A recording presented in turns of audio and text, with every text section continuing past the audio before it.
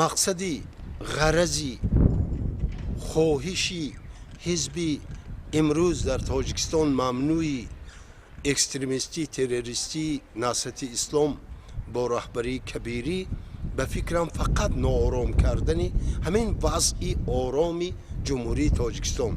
چرا؟ سوال پیدا شدنش ممکن که چرا؟ برای آنکه اینها خواجه های خارجی دارند. انا همین خواجه های خارجیشون میخواهند که با هر راهی نباشد وضعیت آسیای میانه را مرکب کرده، از حساب مرکب کردن وضعیت جنگ انداختن مردم کسه های خود و خواجه های خارجی خودشان را پر کنند. برای کبیری و طرفداران او و حزبی تروریستی اکستریمیستی او دولت از سال 1997 امکانیت داد. آنها وارد پارلمان شدند. زیاده از 10 سال عضو پارلمان تاجیکستان بودند. اگر اقدام برای آباد کردن این مملکت میکردند میتوانستند، لیکن نکردند. اونا فقط کیسه های خودشان را پر کردند. اونا فقط مردم گمراه گل زدند و مردم زیادی اگر شامل به حزب نهضت اسلام شده باشند این معنای گناه مردم نیست.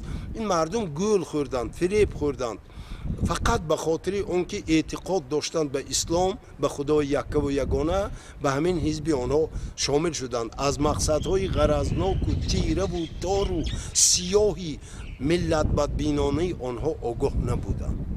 مردم بسیار امروز پشیمان هستند که از غرضهای سیاسی تیره کبیری و هم مسلکان او بیخبر به این حزب شامل شدند.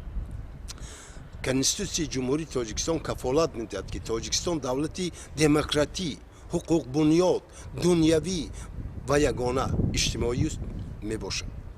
برای استاد لاهوتی فرمودند که همه دادی وطنخواهی زنند، اما نمیدانم وطنخواهی به گفتار است یا کردار یا هر دو. کبیری هم مسلکان او، پیروان آنها، دنبرداران آنها فقط در گفتار وطن دوستی میکنند. آنها چی میخواهند؟ چرا از خارج کشور استاده سنگ میاندازند؟ اگر در دست خودشان میبود تاجیکستان به افغانستان تبدیل میافت.